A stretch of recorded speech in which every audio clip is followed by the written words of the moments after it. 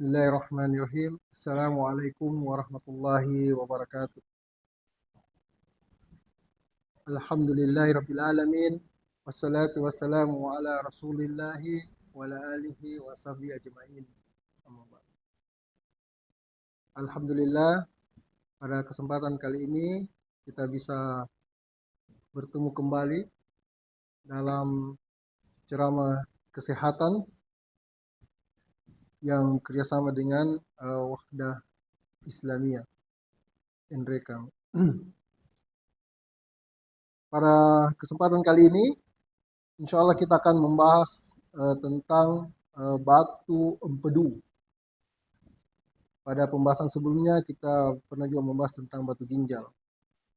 Namun sebelum kita membahas tentang batu empedu ini, ada pertanyaan dari ikhwah yang menanyakan bagaimana cara mengatasi apabila terjadi perdarahan atau banyaknya keluar darah dari dubur karena ambeien.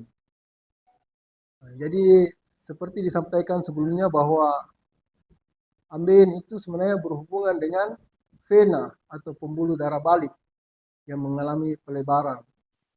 Jadi kurang lebih sama dengan varises. Nah, itu pelebaran pembuluh darah, vena juga, varises pada kaki, tapi ini di dubur. Nah, sehingga kalau terjadi robekan pada vena, memang kadang-kadang darah itu mengalir banyak. Jadi sangat deras mengalir. Kenapa? Karena ada pembuluh darah yang robek. Nah, bagaimana cara mengatasinya supaya berhenti berdarah? Maka harus cepat merubah posisi.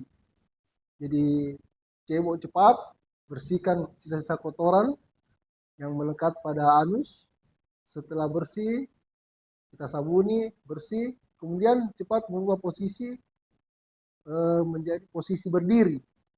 Jadi jangan jongkok. Karena pada saat kita posisi jongkok, lubang anus itu terbuka. Nah, pada saat dia terbuka, maka tidak ada bagian dari anus yang menekan pembuluh darah yang robek tersebut. Nah, pada saat kita posisi berdiri, maka anus akan menjepit. Posisi menjepit, menekan. Sehingga otomatis pembuluh darah yang ada di anus tersebut akan tertekan. Sehingga dia akan berhenti. Dia akan berhenti berdarah serta-merta. Jadi tidak usah khawatir. Cepat-cepat bersihkan saja, kemudian berdiri dengan posisi berdiri. Nah, karena kapan kita jongkok, maka dia akan terbuka. Nah, setelah itu, kalau masih ada keluar darah, boleh dibantu dengan obat-obat yang membantu untuk mengurangi perdarahan, seperti asam tranexamat, atau biasa disebut dengan Adona. Tablet 500 mg bisa diberikan 3 kali 1 untuk menghentikan perdarahan. Nah, itulah yang bisa kita lakukan untuk mengatasi perdarahan. Nah, kemudian memang itulah salah satu komplikasi yang cukup berbahaya pada pasien-pasien dengan ambeien karena bisa kekurangan darah. Kalau terus-terus begitu, akhirnya harus dilakukan tindakan transfusi darah. Nah, itulah yang bisa kita lakukan sebagai pertolongan pertama untuk mengurangi perdarahan. Kemudian kita lanjutkan pembahasan kita tentang bab batu empedu.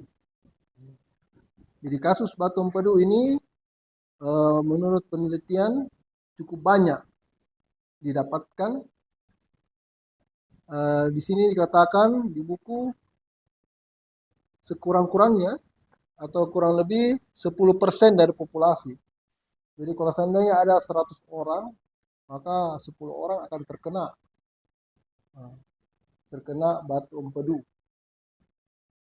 Nah, namun dikatakan di sini yang paling berisiko itu adalah 4F. Female, 40, fat, infertile. Jadi perempuan, kemudian umurnya 40 tahun, kemudian dia gemuk dan masih subur, artinya masih menstruasi. Jadi yang banyak ditemukan.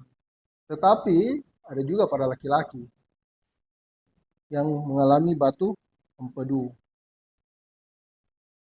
Nah, sebenarnya batu empedu itu apa isinya? Nah, dikatakan bahwa batu empedu itu 75% itu bahan bakunya dari kolesterol. Jadi orang yang tinggi kadar kolesterol dalam tubuhnya ini juga berpotensi untuk terbentuk batu empedu. Nah, walaupun dikatakan di buku bahwa 80% orang yang mengalami batu empedu itu tidak ada gejalanya sedikit pun, jadi tidak memberikan gejala, tidak sakit, ya, tidak mual, tidak muntah, tidak apa-apa, tidak nyeri perut. Jadi memang dia memberikan gejala yang tersamarkan atau tidak ada gejala sama sekali. Nah, nanti yang 20% inilah yang datang berobat ke rumah sakit, kemudian dilakukan pemeriksaan. Nah, pemeriksaan apakah yang paling tepat untuk mendiagnosa batu empedu? Itu adalah dengan pemeriksaan ultrasonografi atau USG. Jadi cukup dengan USG kita bisa membuktikan, bahkan kita bisa mengukur berapa ukuran batu, ada berapa banyak batu di situ. Nah, dan batu ini, inilah yang nanti akan bisa menimbulkan iritasi pada kantung empedu. Jadi ada batu empedu, ada kantung empedu. Nah, sehingga lama kelamaan setelah terjadi iritasi di dalam kantung empedu, maka timbullah inflamasi atau pembengkakan. Dan inilah yang merangsang terjadinya nyeri dan bahkan terjadi infeksi yang disebut dengan infeksi kantung empedu atau kolesistitis. Jadi kadang pasien itu dua, ada batu empedunya, ada infeksi kantung empedunya juga. Nah, inilah yang sangat mengganggu pada pasien. Sehingga apa yang harus kita lakukan pada pasien ini? Tujuannya adalah bagaimana mengeluarkan batu empedu tersebut. Karena batu empedu inilah yang bisa menyebabkan nyeri, merangsang nyeri. Yaitu dilakukan tindakan operasi atau disebut juga kolesistektomi. Nah, sekarang sudah bisa menggunakan alat canggih yang disebut dengan laparoskopik kolesistektomi. Sehingga luka operasinya sangat kecil. Jadi dimasukkan kamera ke dalam perut, kemudian dengan penuntun kamera tersebut kita bisa mencari kandungan empedunya, kemudian mengambil kandungan empedunya. Nah, setelah itu baru kita tutup luka operasinya yang kecil, cuma 1-2 cm saja, sangat kecil. Jadi batu empedu ini memang di sini dikatakan bahwa salah satu komplikasi yang paling berbahaya itu adalah terjadinya sumbatan. Jadi batu tersebut apabila menyumbat saluran empedu, maka cairan empedu ini tidak akan bisa masuk ke dalam usus 12 jari dan menyebabkan pasien menjadi kuning. Nah, inilah komplikasi yang cukup berbahaya.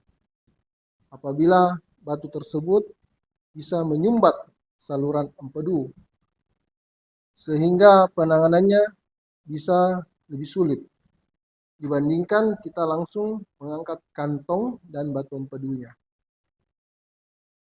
Nah, bagaimana cara kita untuk menghindari terkena batu empedu ini? Maka yang pertama, yang paling utama adalah kita harus menghindari. Dikatakan di buku sini adalah kita harus menghindari makanan yang banyak mengandung lemak. Karena lemak inilah nanti akan menghasilkan kolesterol. Kolesterol inilah akan menjadi batu empedu. Nah, kemudian dikatakan di buku sini bahwa pasien-pasien yang mengalami kolesistitis atau infeksi itu ternyata lebih 95 infeksi kantung empedu itu ternyata lebih 95% itu berkaitan dengan batu empedu. Jadi memang begitu. Jadi batu empedu itulah yang akan menyebabkan kolesistitis. Sehingga pasien tersebut harus diberikan antibiotik. Nah, antibiotik yang banyak kita gunakan ini adalah golongan ampicillin dan metronidazole untuk mengatasi infeksi pada yang disebabkan oleh kantung empedu. Prognosis atau perjalanan penyakit ini jika diterapi dengan baik itu hasilnya sangat baik. Artinya kalau ditangani lebih cepat, tidak menimbulkan komplikasi, maka pasien tersebut bisa melakukan aktivitas seperti semula tanpa ada pantangan. Nah, itulah yang harus kita perhatikan pada pasien-pasien yang mengalami batu saluran empedu atau batu empedu. Dan ini sekali terkena batu empedu, maka dia akan berulang nyeri. Dikasih anti nyeri, hilang. Kemudian setelah itu dia akan nyeri kembali. Karena adanya batu di dalam kantung empedu yang mengiritasi dan menyebabkan infeksi kantung empedu.